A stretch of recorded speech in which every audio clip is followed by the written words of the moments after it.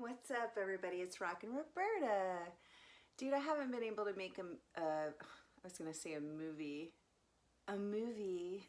I haven't been able to make a video in so long, and so much has happened.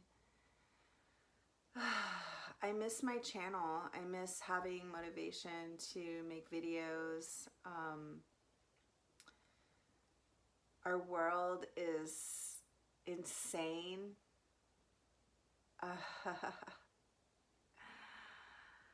Oh, I guess I'm just gonna like sit down and vent, you know? Um, I left Seattle in March, at the end of March, and that was a really scary drive because that's when COVID was insane, you know, and at its peak, especially in Washington, and I felt like I was running from the Gestapo. I felt like I was going to be locked inside of Washington and they weren't going to let me out. I was just scared, you know, it was a really scary time. Um, I didn't think they were going to let me out of Washington. That was my biggest fear. But I made it. I made it to Arizona, and what a sense of relief. And one of my mom's friends, he's a great guy, his name is Mike, he let me rent his tiny house from him that he Airbnbs, and he doesn't usually allow animals, but he allowed Milo to be in there. And I stayed for a couple months, and it was like heaven, you know. I love this little tiny house. I've always wanted to live in a tiny house. I loved it. I had a morning routine. I'd get up and have coffee with Mike, and we'd talk about politics. And, you know, I've never been into politics either. That's another thing. All of a sudden, I'm into politics. I'm like, I never cared what was going on around me because I didn't trust my government, you know, especially after I got out of the military. And it's like midnight right now. I can't sleep. I can't sleep. But now I'm into politics, you know. Somebody told me I had to wear a mask, and somebody told me I can't work, and so now I'm paying attention to politics, and watching a lot of different channels on YouTube and stuff, and just really trying to educate myself and learn as much as I can and get involved. I actually volunteered for the polls on August 4th. I haven't heard back. But yeah, I started looking for a place to live. You know, my original idea was to homestead, and now was not the time for me to homestead. I don't know anything about it, and I just wasn't the time, you know. And I had a little bit of money, and I found a little condo close to my mom, and I bought it. And that's when reality started to hit. There was some defect in the drywall, and inspector had pointed it out and said, oh, looks like there might have been a leak here, but looks okay, just repair the drywall. And that's what I did. And 3 days after I bought the place, I opened up the drywall. My whole top portion of my house of my condo is filled with mold, and I had it tested. It's been a process, let me tell you. I have lived here for about a month and 2 weeks, and learning when you find mold in your home and you don't know how to clean it up yourself, it is kind of disastrous. It's stressful. I haven't been able to unpack, you know, really. I mean, I'm living in my bedroom. It's just a small 1-bedroom little place. I was going to stay here for a couple years and look for land and figure out my homesteading idea. And I've been dealing with the most idiotic people, and my realtor, who I thought had my best interests, didn't, and my inspector wasn't the greatest, and then dealing with contractors who are telling me it's $20,000, $30,000 worth of damage and stuff like that, you know. 12 contractors later, I've got the quote down to $4,700, and guess what? I'm not going to pay it because I'm going to take this to the seller because I found out it's a non-disclosure issue. There was a leak 9 years ago. This guy owned the place for 26 years. He used to rent it. He's got money. I looked him up. He actually flips houses for a living. And I've got, you know what I was thinking would be really helpful, because I've been all over YouTube looking for advice on what to do when you find a bunch of mold in your house after you buy it. And there's nothing on there for me. I think I should make videos telling people what the hell to do, okay? But the process isn't over yet. I'm gonna try to get money out of the seller. It could be my upstairs neighbor, who happens to be the HOA vice president, by the way, and she had a sink in the spot where all the water damage was. So it could be her too, and she's not wanting to talk about it. Nobody wants to talk about it. I felt defeated for a while. And $4,700 is a lot of money. I don't have any money, especially after buying this house. This condo, I don't have a lot of money. I don't have any money. I don't have a job, you know. I had a job lined up before I came out here. And that's no longer because of the COVID. You know, I'm in the spa industry, and it's not a popular business to be in right now. So I want to go to school. I want to go to school and learn naturopathic healing arts, but I don't know how that's going to happen. I need to manifest some stuff for my life. I've been a little bit depressed, I got to admit. I just made my 2-year sober date, 2 years without a drink, on June 22nd. It's a huge, huge accomplishment. I haven't had an opiate besides the 2 milligrams of Suboxone that I take since January of 2018. So we're coming up on 2 years. August, September, October, November, December, yeah. So a year and a half was my last relapse with opiates. And you know, I say my clean and sober date is October 18th because I took a benzo, and I took it on October 18th of 2019. 2019. So that's what I consider my clean and sober date, because I took the benzo to get high. You know, I didn't do it for any other reason. So my recovery's been going really well, despite all of this, you know, and it helps to be away from my drug dealer in Seattle.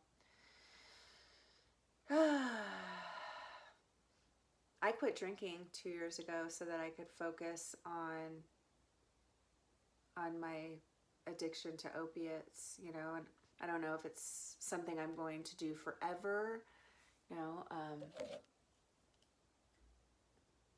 but it was a good idea for me to quit drinking for a while, that's for sure. So I'm doing okay, you know, with my recovery aspect of it. I go to 3 meetings a week online. I never thought I'd say, I never in my life thought I'd say I wish I could go to a meeting, an in-person meeting, or that I'd miss it, you know, and I do, I miss it. I miss it. I miss connecting with people. And I'm an introvert, and I really always cherish my alone time, but when I'm not allowed to connect with people, I don't like it. I don't like being told I can't connect with people, you know. My uncle's in the hospital. He's got a really bad heart issue. They won't let him out of ICU. He can't get visitors, and that bums me out. It bums me out that he's laying in there and can't get visitors and so alone.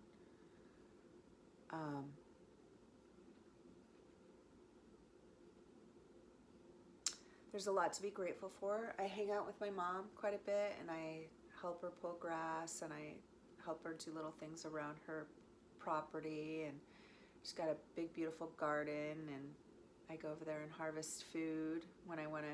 I get fresh vegetables, and I get fresh chicken eggs from her chickens to bring home, and that's so cool. And we're getting along pretty well. Last couple weeks I've been a little bit snappy.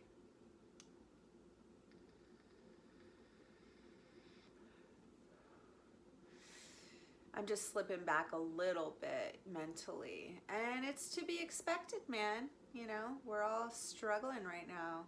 You know, there's so much going on. On top of our regular everyday problems, we have COVID problems. You know, people who work on computers have their jobs right now. They seem to be overworked, but they have their jobs, you know. And then people who are in the service industry, like me, man, we're FUCKED, and it's a bummer. It's a bummer when you don't have a mission. It was hard for me. It was hard enough for me to close my business and move and to start over, but there's no starting over right now. You can't even walk up to people and introduce yourself. You know, how am I supposed to meet people and network and all that stuff? So I have to start figuring out how I'm going to get the money to go to school. I need to go to school. I want to get into naturopathic healing arts. That's what I'm interested in. That's what I love to learn about: nutrition and food and acupuncture and Chinese medicine and all that stuff. But that's kind of where I've been for so long. Every day I wake up and I try to have gratitude. You know, I really think about what it is that I'm grateful for and give thanks. And every night before I go to bed, I give thanks for my blessings, because I do so much. It's hard to live in a home, you know, that's got a bunch of mold in it. I've got air filters and stuff up there. Kind of hang out down here, and everything's cluttery and messy. And I'm a Taurus, man. I like things cozy and comfortable and clean. And man, I found a cockroach the size of 2 of my thumbs the other day. I was like, no, is this what being a homeowner is all about? But yeah, you know, it's just tough right now. That's all.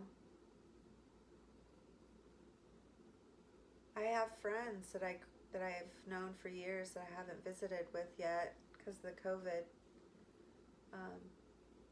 But, you know, my friends and family are okay. My uncle's not doing okay. My cousin actually got the COVID. He got the COVID. I'm probably not allowed to say that word. Whatever, man. That's another thing that really bothers me. We're not allowed to talk anymore. We're not allowed to say what we feel anymore. We're not allowed to give our opinions on things anymore. You know, this politics wrapped around this COVID issue is just disgusting.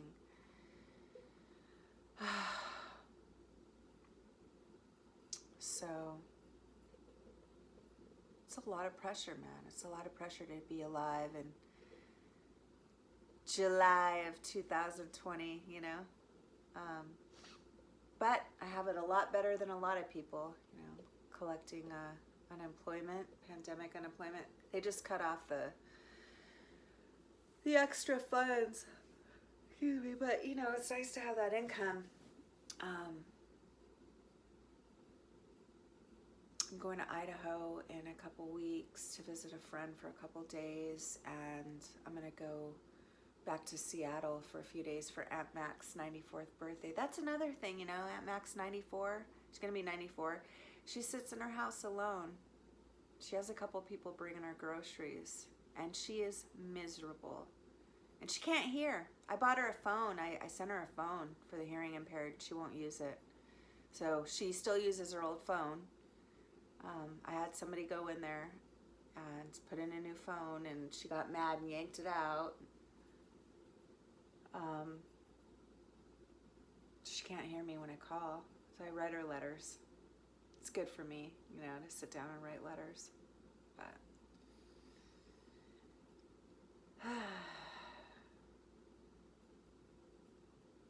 I notice what works for me best right now is if I sit down and write a list, you know, about like what I'm going to do the next day and try to have a plan.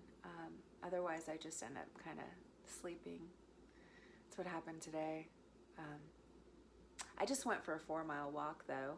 Like I said, it's almost midnight right now, but it was 103 degrees at 9 o'clock tonight. I was walking in it. Milo's doing good. He's lost a bunch of weight, which is cool. But he senses that I'm off a little bit. But man, I'm so lucky to have that little fur baby. I'm so lucky to have my mom, and I get to see my best friend Manda nowadays, and it's really cool, you know. I have everything I need. It's sad though. It's sad, you know, taking that walk tonight and walking around and seeing businesses that have been open for years. I remember these businesses being open when I lived here 25 years ago, and now they're closed because of this COVID, you know. There's a material store called SARS, I think. SARS, and it's over on Speedway in Arizona, Tucson, and that thing was open. I remember seeing that store when I was like 8 years old. My mom used to go there, you know, material store, and it's closed now. It couldn't survive the COVID. I'm not allowed to say that word. Maybe this video won't even post because I'm not allowed to say the word.